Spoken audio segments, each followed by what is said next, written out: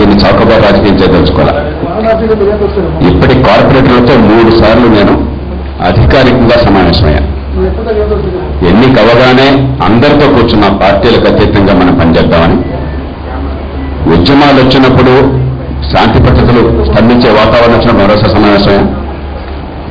మూడవది GHMC circle office, Kukatpally circle ఆఫీసులో అందరు కార్పొరేటర్ని వారి పార్టీల వారిని పిలిచి మరీ అక్కడ సమావేశం సవివరంగా సుదీర్ఘంగా అక్కడ రివ్యూ చేశాం. కాబట్టి మనం ఇక్కడ వాతావరణాన్ని చౌకబారుగా చేయొద్దు. నిజాయితీగా ఒక నగరాన్ని బాగు చేయడానికి, దానిలో భాగంగా నగరంలో కీలక భాగాన్ని కోకట్పల్లి బాగు చేయడానికి మనం ఏం చేయాలి ఆలోచించేద్దాం. ఏమిటి సమస్యలు ఇవాళ? ఒకటి, అసలు దేశంలో అన్నీ బాగున్నాయనుకున్నా కూడా నగరాలని పరిపాలించడం చాలా దారుణంగా తయారైంది. దేశం అంతా అట్లా ఉంది, రాష్ట్రం అంతా అట్లా ఉంది. City management is one of the greatest challenges of India today. అందులో కూకట్పల్లిని తీసుకున్నట్టయితే గత 10-15 ఏళ్లుగా బహుశా భారతదేశంలో ఇంత వేగంగా పెరిగినటువంటి నగర ప్రాంతం మరొకట్లేదు. ఈ 15 ఏళ్లలో వడ్డేపల్లి గారు మిగతా వారు ఈ ప్రాంతవాసులు తొలగించి ఉన్నవారు చెప్పగలుగుతారు. బహుశా 4 రెట్లు జనాభా పెరుగుతుంది. మీకు 1,50,000 కుటుంబాలు ఉన్నాయి ఇక్కడ. రాష్ట్రంలో జనాభా రీత్యా అతిపెద్ద నియోజకవర్గం ఉంటుంది. రోజుకి సగటున 200 మంది రాష్ట్రం, దేశం నలుమూలల నుంచి వలసలు వస్తున్నారు కొత్తగా. అంటే సంవత్సరానికి మరో 70-80 మంది జనాభా పెరిగిపోతుంది. దగ్గర 1,00,000 జనాభా పెరిగిపోతున్నారు. మీరు ఎక్కడ ఏ నియోజకవర్గంలో కూడా అలాంటిది మీరు దేశం మొత్తంలో చూడలేరు. ఇక ల్యాండ్ మాఫియా, భూమిని కబ్జా చేయడం కోసం చెప్పని చిన్నది కానీ పెద్దది కానీ, సరస్సుల్ని కానీ రోడ్డుల్ని కానీ, డ్రైన్లను కానీ, లేకపోతే ఇంటి స్థలాన్ని దగ్గర పక్కన కొంచెం స్థలాన్ని కానీ, పార్కుల్ని కానీ కబ్జా చేయడం చెప్పనేది లక్ష్యంగా చాలా మంది ఒక ఉద్యమంలాగా పనిచేస్తున్నారు చాలా కాలం నుంచి. ఎంసీహెచ్ ఏరియా, కోర్ ఏరియా అక్కడ పద్ధతి వేరు. ఈ కొత్త కలిసి మున్సిపాలిటీలు, జీహెచ్ఎంసీ ఏరియా, వీటికి వాటికి పరిపాలనలో మౌలికమైన తేడా ఉంది.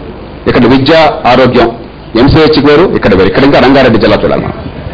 అలాగే వాటర్ సప్లై బోర్డు, అదేమో సివరేజ్ అంతా కూడా ఎంసీహెచ్ ఏరియా చూస్తుంది, ఎంసీహెచ్ ఏరియాలో చూస్తుంది. ఇక్కడ సివరేజ్ అంతా కూడా మీకు జీహెచ్ఎంసీ చూడాలి. ఇలాగా చాలా గందరగోళం. కేవలం ఈ మధ్యలో గీత మనం ఆర్టిఫిషియల్ గీసాం కాబట్టి. ఇక పెద్దానికి అడ్హాక్ అప్రోచ్. ఏ విషయం వచ్చినా ఈ పూట, ఈ క్షణం ఇక్కడ. ఇవాళ డ్రైన్ల సమస్య చాలా చోట్ల వచ్చింది. నీరు పళ్ళ మెరుగు. బాగా వర్షం పడ్డాక నీరు పోవాలా.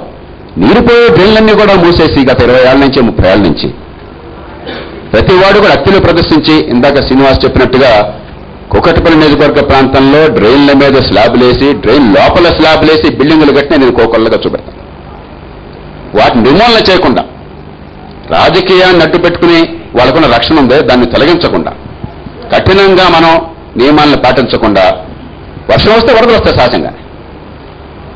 నీటికి సహజ గుణం అక్కడ వాటర్ కోర్సెస్ మనం ఆక్యుపై చేసుకుని నీటిని నిల్వేస్తే లాభం లేదు. వర్షాకాలం వర్షం వస్తుంది, వర్షం రావాలని కోరుకున్న వర్షంలో మనం కూడా పెడుతున్నాం. అంచేత మౌలికమైన ప్రణాళికను అమలు చేయడం, టౌన్ ప్లానింగ్ని. ఇక పౌరుల భాగస్వామ్యం, అసలు ప్రజలకే పాత్ర లేకుండా కేవలం పిటిషన్ పెట్టడం తప్ప భాగస్వామ్యం లేదు. వార్డు కమిటీలు అని చెప్పన్నా కూడా వార్డు కమిటీలకు అధికారం అనేవ్వలేదు, బాధ్యత పెట్టలేదు.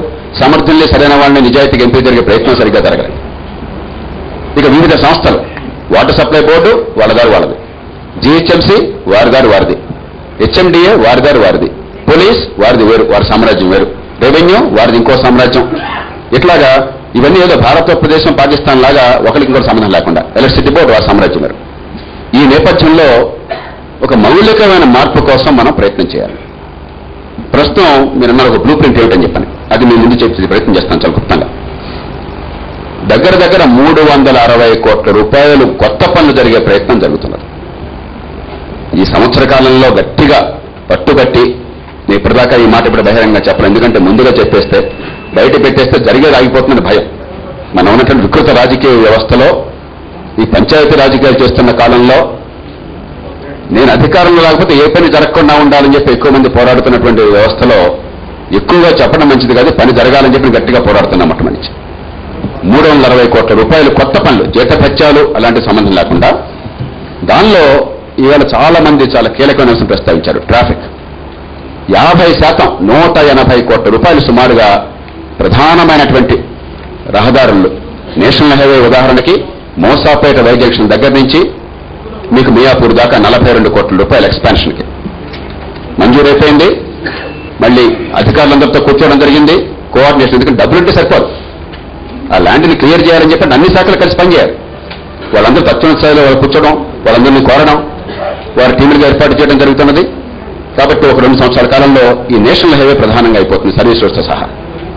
దాంతోపాటు మీకు ఐడియల్ చెరువు మీద గుండా కైతలాపూర్కి నేషనల్ హైవే కనెక్షన్ ఇచ్చే రోడ్డు అది వస్తున్నది అప్పుడు. అట్లాగే మోసాపేట నుంచి హైటెక్ సిటీకి మరొక రోడ్డు ఇప్పుడు ప్రస్తుతం ఉన్నది, కానీ చాలా నారోగా ఉన్నది, దాన్ని ఎక్స్పాండ్ చేయాలి. అట్లాగే మీకు ఎర్రగడ్డ దగ్గర నుంచి వయా వివేకానంద నగర్ మీద నుంచి మీకు ఒక రోడ్డు ఉంది, కానీ అధ్వాన్నంగా ఉన్నది, దాన్ని బాగు చేయడం. అట్లాగే మీకు పర్వత నగర్ మీద గుండా దానికి ఒక లింక్ రోడ్ ఏర్పాటు చేయడం. మరొకటి మీ కుకట్పల్లి నేషనల్ హైవే దగ్గర నుంచి ఉషామల్లపూడి సెంటర్కి ఒక చిన్న రోడ్డు కావాలి. హిందూ ప్రాజెక్ట్ దగ్గర కానీ అండర్ పాస్ దగ్గర కానీ మీకు హైటెక్ సిటీ నుంచి కొకటపల్లి రావాలని చెప్పిన అధ్వానంగా ఉన్నది. ఇవాళ ఇప్పుడు ఈ క్షణం మీరు వెళ్ళలేరు, పరిస్థితి దారుణంగా ఉంది. కానీ ఈ క్షణం వెళ్ళారు కాబట్టి వాళ్ళు స్విచ్ చేస్తే ఆగిపోయేది కాదు.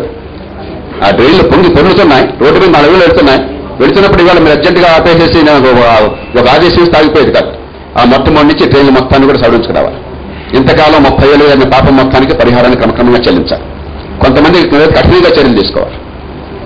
అంచేత రోడ్లకి ట్రాఫిక్ సౌకర్యాన్ని బాగు చేయడానికి కూకట్పల్లికి వస్తే ఇందాక మీరు చెప్పారే, ఈ భయం మనందరికీ ఉన్నది. ఈ భయం పోయి పర్వాలేదు పూర్తిగా బ్రహ్మాండంగా బాగుపడుతుంది చెప్పడం అసాధ్యం. ఏ నగరం అయినా సరే పెరుగుతున్న జనసమ్మర్దం, తక్కువ ఉన్న సదుపాయాలు, కానీ ఉన్నంతలో ఇదంత భయానకంగా ఉండదన్నటువంటి పరిస్థితిని కల్పించడం ప్రధాన లక్ష్యంగా 180 కోట్ల రూపాయలు కేవలం ట్రాఫిక్ సమస్యలు తీర్చడం కోసం చెప్పనే రకరకాల సంస్థలు, దీనిలో మున్సిపల్ కార్పొరేషన్ కాదు, కార్పొరేషన్ కొద్దిగానే ఉంది, నేషనల్ హైవేస్ కానీ మిగతా సంస్థలు రకరకాల సంస్థల నుంచి పెద్ద ప్రయత్నం జరుగుతుంది.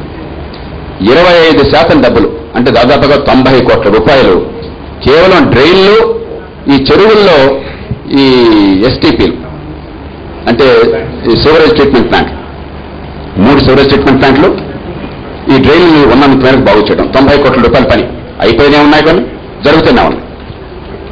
మూడోది 17% విద్యుత్ ఉందా చెప్పారు. విద్యుత్తుని గురించి ఒక పెద్దది 220 133 కిలోవాట్స్ది అక్కడ సబ్స్టేషన్ హైదరాబాద్ లో తొలిసారిగా కూకట్పల్లిలో వస్తున్నది. దానికోసం భూమి కేటాయింపు కోసం ఏర్పాట్లు జరుగుతున్నాయి. గట్టిగా ఇంతకాలం నుంచి విపరీత ప్రయత్నం చేస్తే ఒక స్థాయికి వస్తున్నది. 3 మరి చిన్న సబ్స్టేషన్లు ఈ మన సెంట్రల్ పవర్ డిస్ట్రిబ్యూషన్ కంపెనీ వారిది 33-11 కిలోవాట్ది అది వచ్చేస్తున్నాయి. దాని భూమి కూడా కేటాయింపు జరిగింది, ఆ పని నిర్మాణంలో ఉన్నాయి.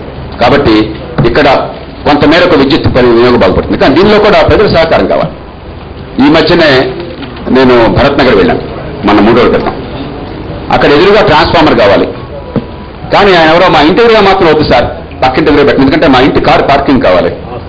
ఆ పక్కన ఒక ముస్లిం మహిళ ఉండి, అమ్మ ఇలా అందరూ అంటే ఎట్లాగా అని చెప్పాను. ఆమె 2 మాటలు చెప్పింది. అందరూ ఇలా అయిపోయారు సార్, నా ఇంట్లో మాత్రం నా ఇంటి ఎదురుగా తగ్గడం, ఇంట్లో కాదు ఇంటి ఎదురుగా తగ్గకూడదు, కానీ అది పక్కన ఇంటి ఎదురు తగ్గాలి ఇలా అంటున్నారు. రెండోది ఇంకో మాట ఉంది, వాళ్ళు ఏమంటే మీకెందుకు సార్, ప్రజల పని, ప్రజల డబ్బుతో ప్రజల ఆస్తుల్లో ఎందుకు తాత్సారం చేస్తున్నారు అధికారులు, చేసి పారేయండి అని చెప్పాను. ఆ కాఠిన్యం కావాలి. ఇక డ్రింకింగ్ వాటర్ కానీ ఇతర పనులు కానీ సుమారుగా 8% అంటే 340 కోట్లలో సుమారుగా 30 కోట్లు 25 కోట్ల రూపాయలు దానికోసం కేటాయించి చాలా పనులు అయిపోయాయి.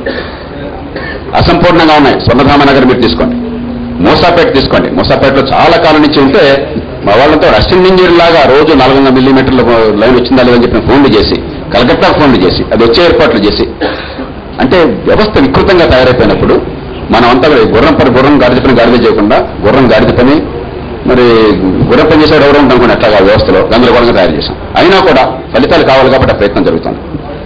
ఇక బ్రాడర్ ఇష్యూ ఏమిటి మనకు ముఖ చిత్రం కావాల్సింది? ఒకటి, ట్రాఫిక్ కి ఒక స్పష్టమైన మాస్టర్ ప్లాన్ ఉండాలి. కూకట్పల్లి సర్కిల్కి చాలా మందికి అర్థం కావాల్సింది, ఇందాక మనకు వివేకానంద నగర్ నుంచి మన కార్పొరేటర్ చెప్పారు, వివేకానంద నగర్ హైదర్ నగర్ కూకట్పల్లి నియోజకవర్గంలో భాగం కాదు, కానీ కూకట్పల్లి సర్కిల్లో అంటే కూకట్పల్లి మున్సిపాలిటీ గత మున్సిపాలిటీలో భాగం.